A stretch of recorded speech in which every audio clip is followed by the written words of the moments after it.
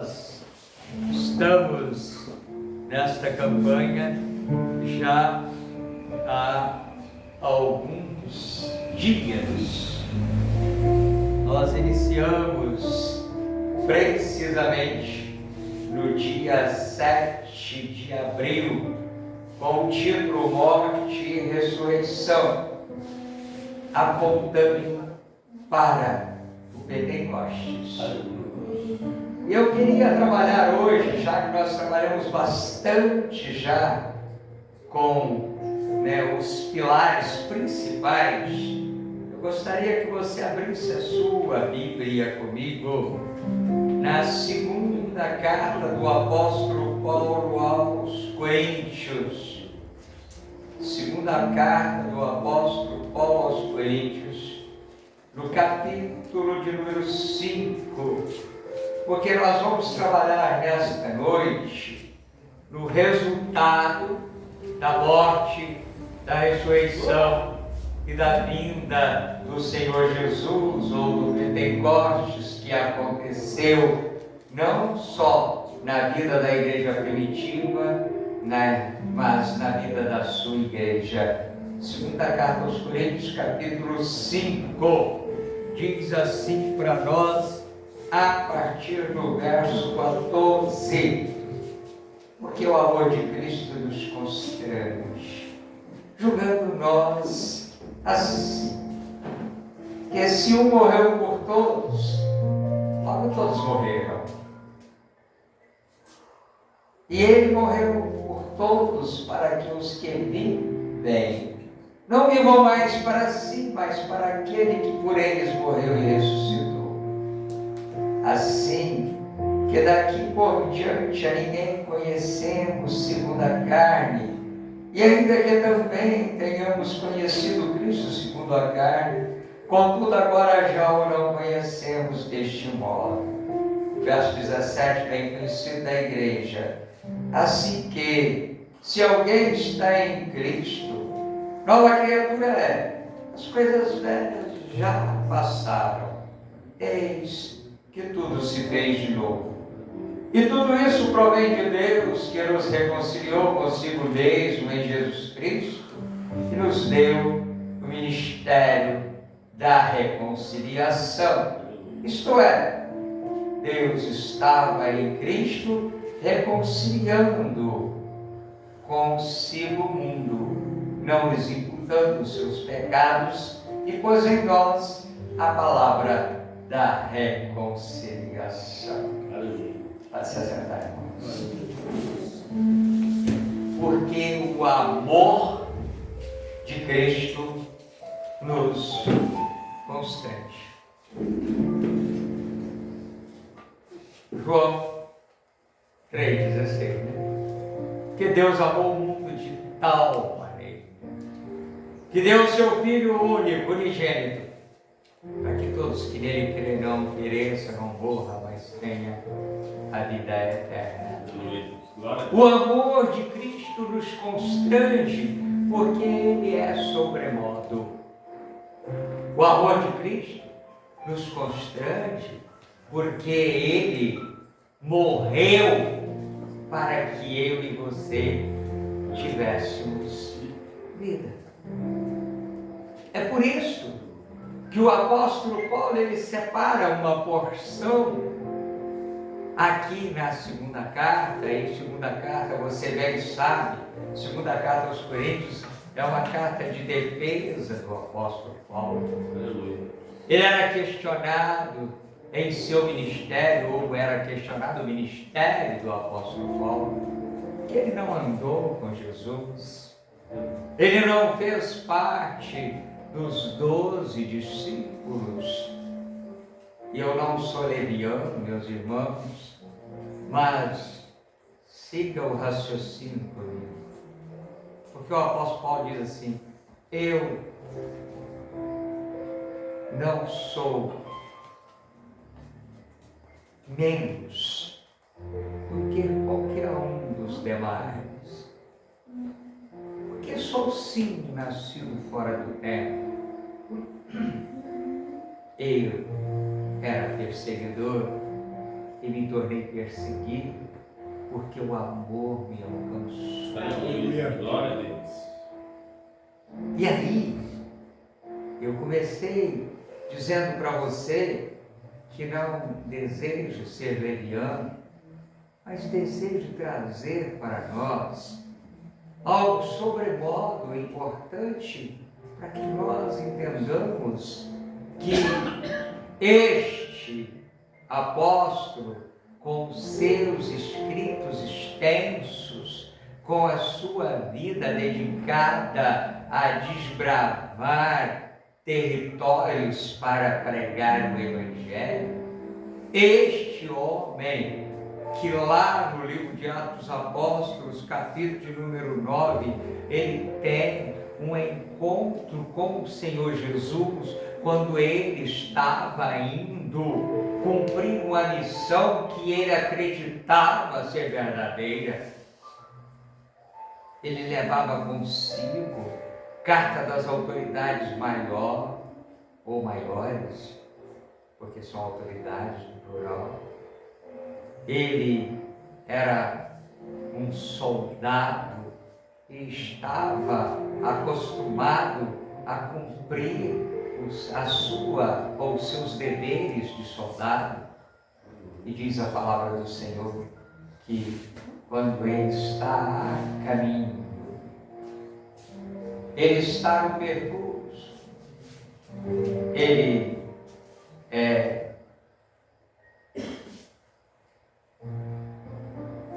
aleluia, Glória a Deus. ele é alvo deste amor. E é este amor que vai derrubar o apóstolo Paulo. Pastor, é um tombo literal? É também, mas é muito mais que isso, irmãos. Quando nós somos alcançados por este amor, nós não somos mais nada para nos tornarmos tudo. Glória a Deus. Aleluia. Porque nós abrimos mão de todos os conceitos, de todas as sabedorias que ostentávamos para que nos tornemos instrumentos, ou instrumento nas mãos daquele que nos chamou. Aleluia. Glória a Deus. Para alistar neste exército o qual o general Jesus Cristo. Paulo, Saulo, por que me persegues? Coisa difícil, coisa terrível é recalcitrar nos meus aguilhões. Maravilhoso. E é este Saulo de Tarso que, quando nós chegamos no capítulo 13, e nós estamos falando de morte e ressurreição, que mostra, aponta para o Pentecostes. O que é o Pentecostes? É a vinda do Espírito Santo. Paulo está na sequência. Ele foi alcançado quando o Espírito Santo já houvera sido derramado. Aleluia. E é esse Espírito Santo que no capítulo 13 de Atos dos Apóstolos vai dizer para a igreja de Jerusalém, para a liderança da igreja de Jerusalém: separe Paulo e Barnabé para a obra missionária. E aqui o apóstolo Paulo, agora já em plena atividade, e eu disse que nesta carta, na segunda carta, e é toda a segunda carta, ele vai trazer uma defesa pessoal do seu ministério. Ele traz aqui para os cristãos de Corinto a notícia de que nós, gentios, alcançamos o privilégio de nos tornarmos também filhos de Deus através do ministério da reconciliação. Reconciliar é consertar aquilo que se quebrou. Quantas vezes os relacionamentos se quebram e nós, na dureza dos nossos corações, temos uma dificuldade tão grande de reconciliar, né? Às vezes, reconciliar com o irmão e outras vezes até com o próprio Senhor das nossas vidas. Quantas vezes, na nossa ousadia, prepotência, nós degradamos com o nosso Criador e Salvador. Enquanto não somos alcançados pela graça, somos apenas criatura, né? Quando alcançados pela graça, nos tornamos filhos de Deus. Por isso que o apóstolo Paulo vai dizer que eis que tudo se fez de novo. As coisas velhas já ficaram para trás. Queridos, quantas vezes temos carregado um fardo sobremodo pesado, sem necessidade alguma. Quantas vezes ouvimos acusações daquilo que já foi pago? A morte de Jesus foi o preço para que nós não carreguemos esse peso. Lembra o que Jesus falou para mim e para você, e Mateus escreveu? Capítulo 11, versículos 28 até o 30.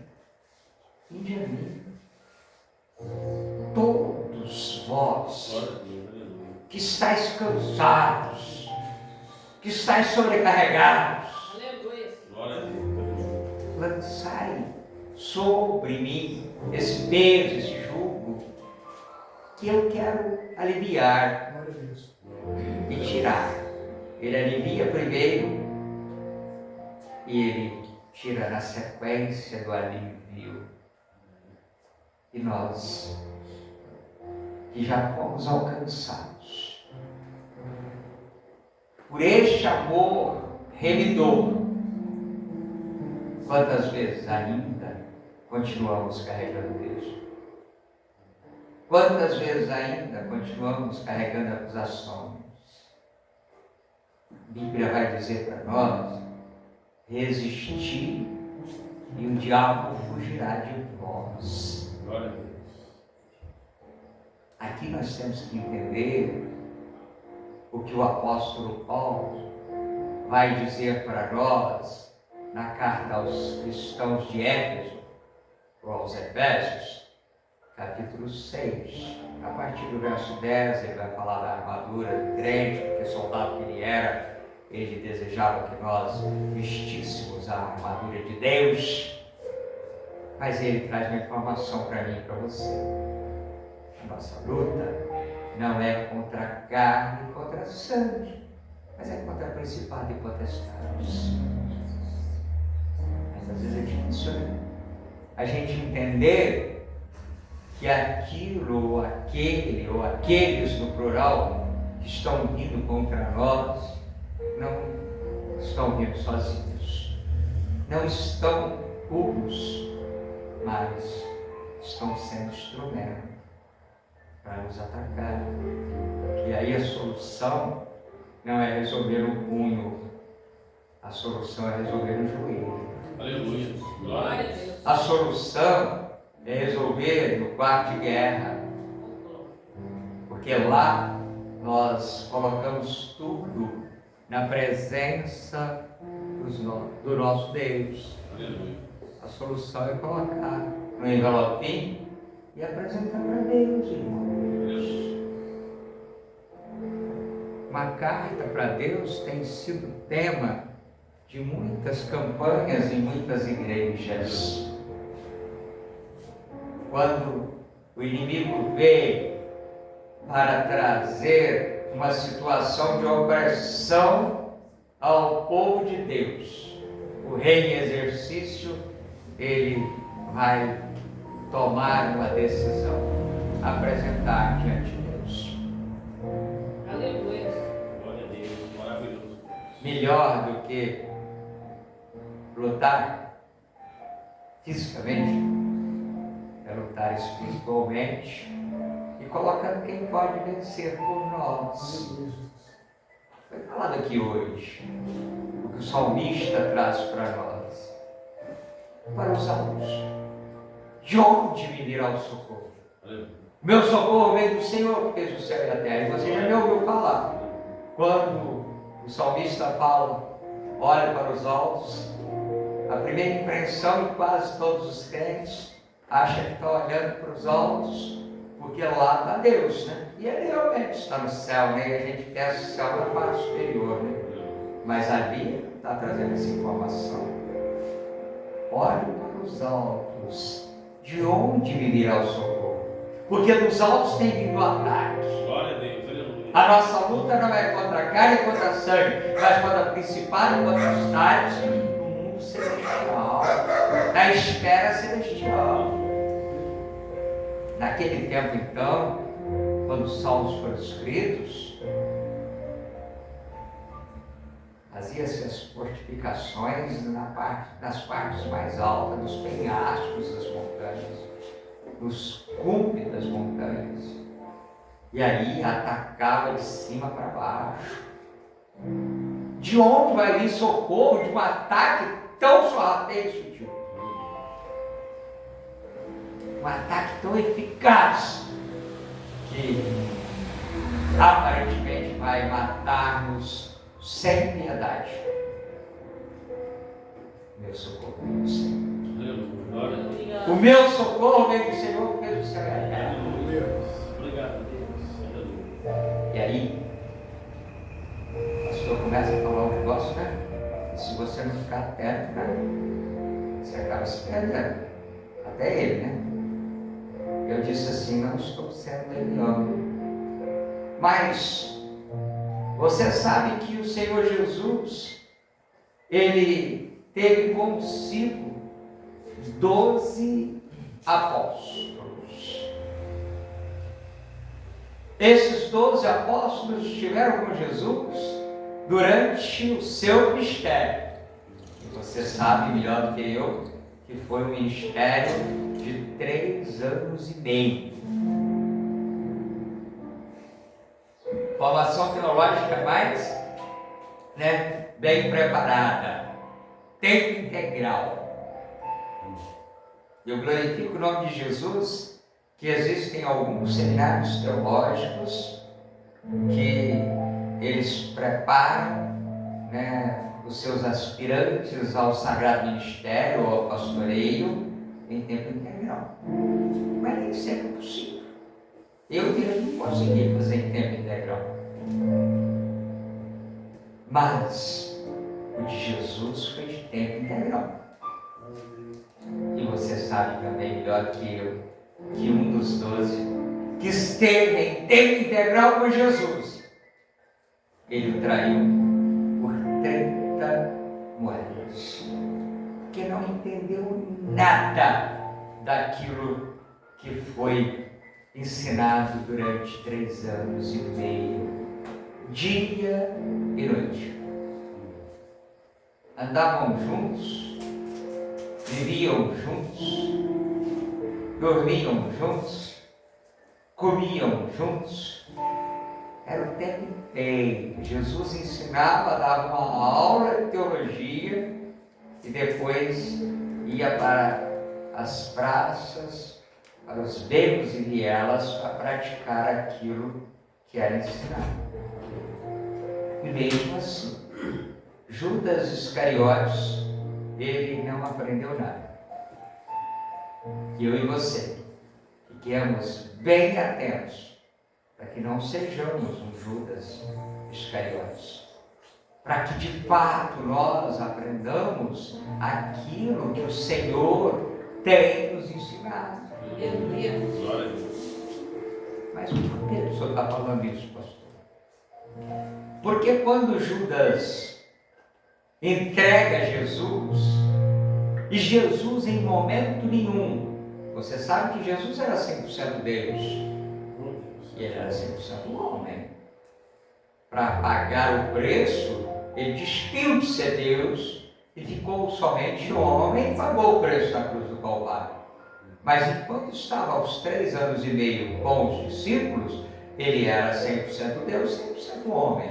E ele, 100% Deus, ele é, ou era naquele momento, ele é até hoje, porque ele está vivo, né?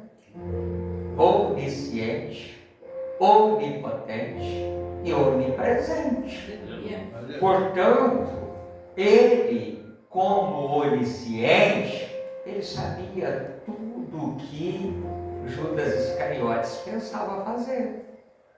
Ele, como onipresente, ele esteve junto quando Judas Iscariotes foi lá tratar de vender o Senhor Jesus por 30 moedas.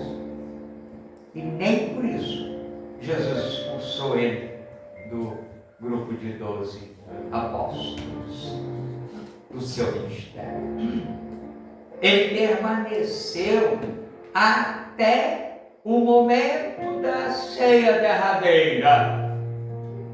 E na ceia derradeira, a palavra vai dizer que Jesus vai falar: o que tens que fazer, faça logo.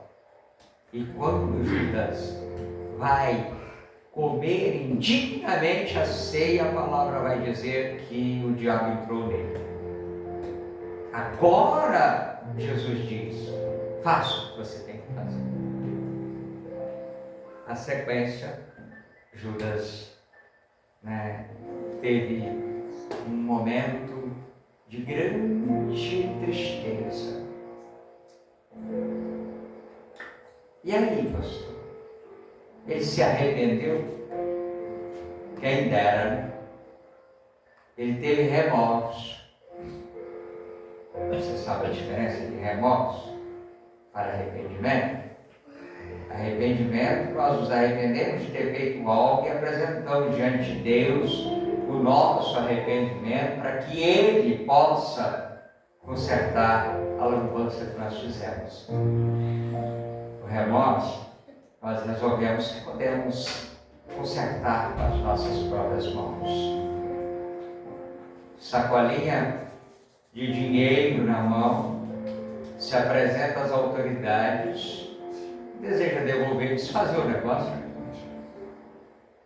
E o resultado foi: não, está feito, está feito. E aí ele joga aquelas moedas que posteriormente vai ser comprado um campo de sangue. E ele vai suicidar-se. Falamos isso tudo para chegarmos no 12º discípulo novamente, né? Se você lê a Bíblia, você é bereano, né? Tem lido e tem observado aquilo que tem sido pregado. A palavra vai dizer no livro de Atos dos Apóstolos que após essa situação, eles vão, decidir a respeito de quem entraria, que não poderia ficar aquela lacuna. E aí lançou a sorte caiu sobre Matias.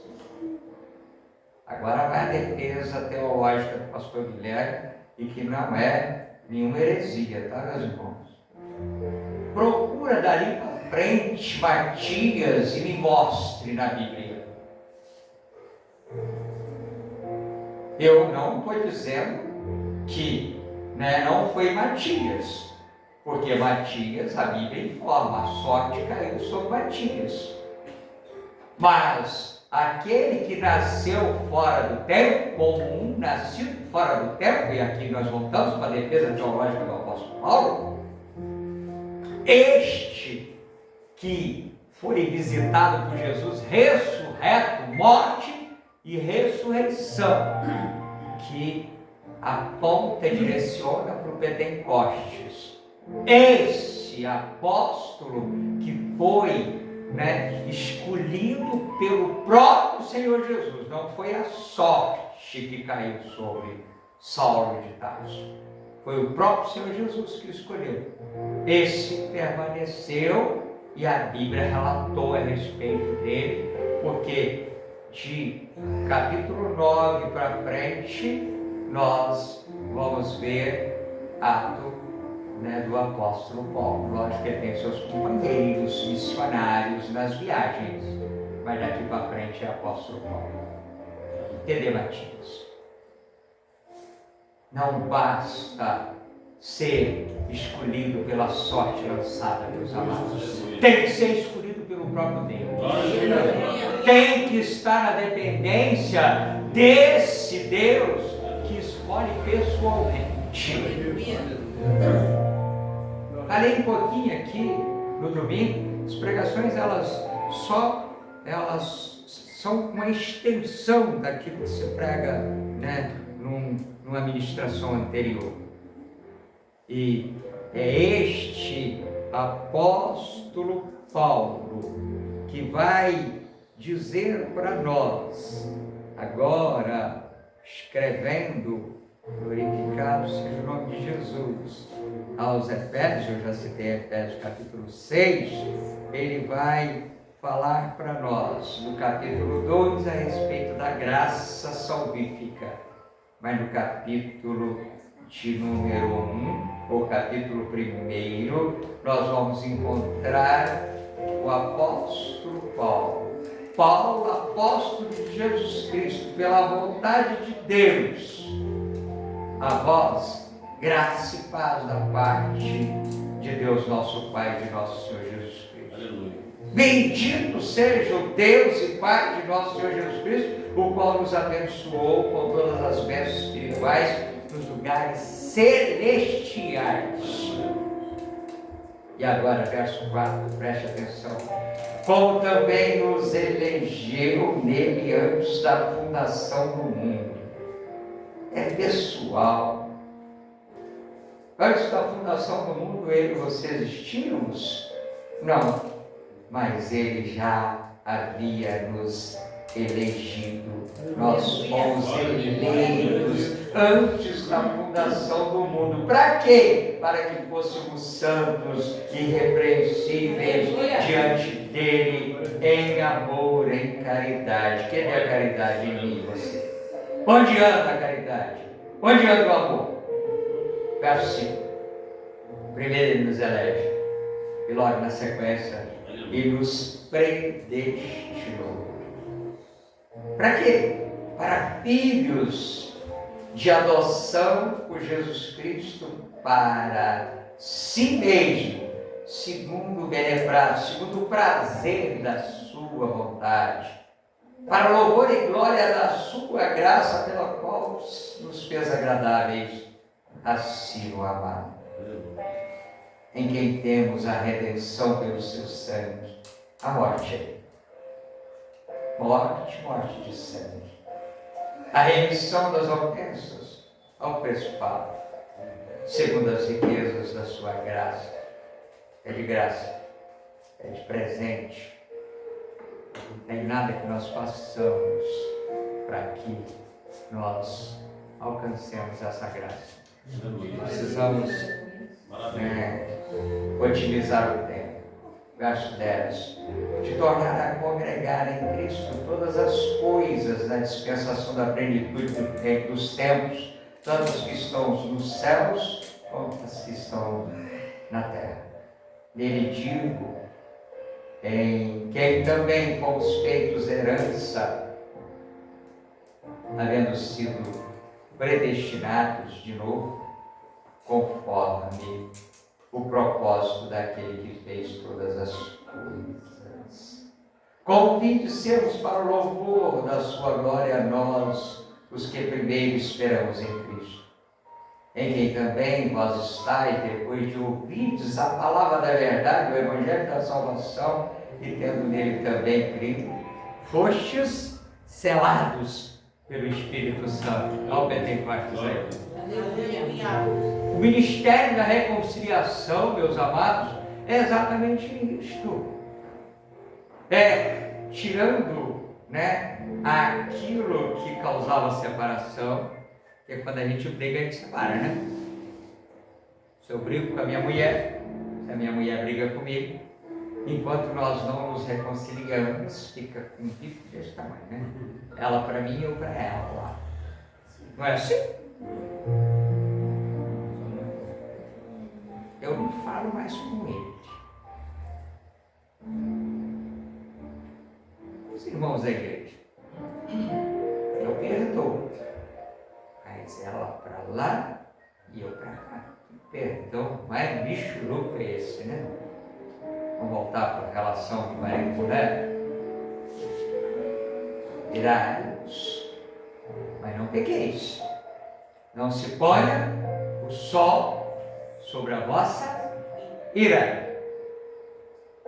Faço muito casamento, todo mundo sabe disso, né? E uma das falas, quando eu tenho tempo, às vezes pede para fazer né? Faz bem ligeirinho, tá, pastor? A gente faz mais ligeirinho, né?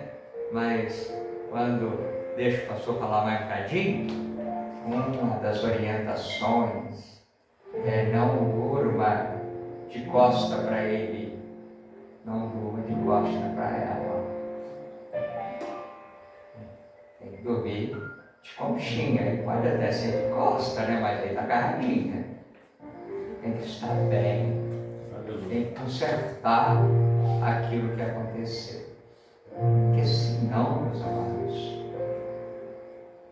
reconciliação de Deus para conosco, nós estamos assim, né?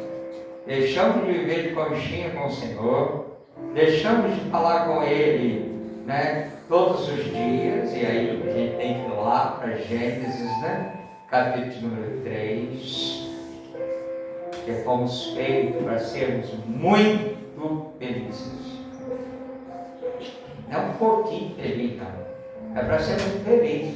Porque imagina, ele esteja aí, todas as tardes, o Senhor Jesus chega lá no quintal do sítio onde o irmão mora e grita: "Esteja aí, Cíntia!" E vocês felizes dizem: "Oi, Senhor, chega pra cá!"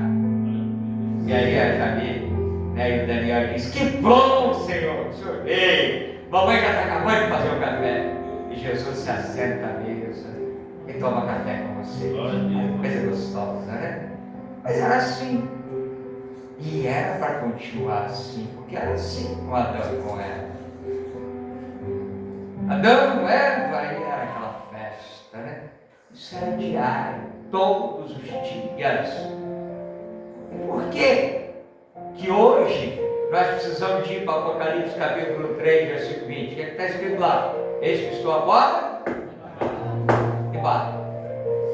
Você já abrir para que ele entre e ceie conosco.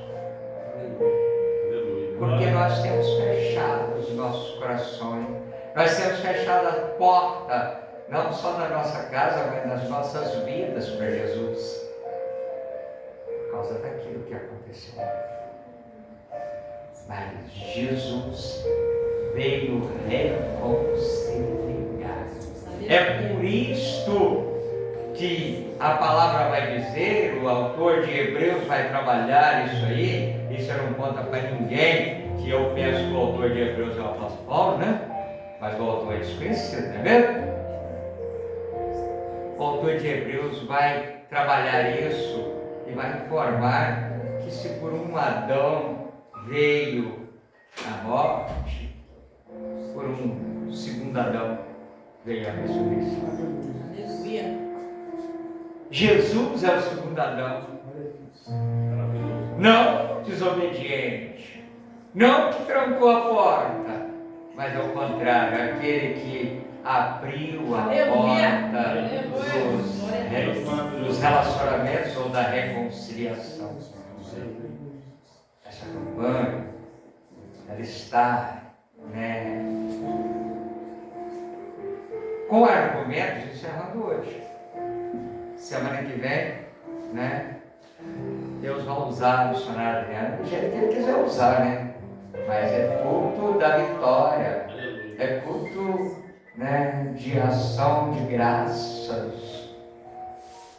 Mas ela deseja hoje, e eu creio que nada acontece por acaso, e eu confesso para vocês que eu não tinha preparado para pregar isso, né? Porque não seria eu o pregador da noite. Então aqui não é ser irresponsável como muitos irresponsáveis, e você sabe que eu condeno a irresponsabilidade, que diz assim, nem li, mas Deus me deu fresquinho. Isso é irresponsabilidade, né?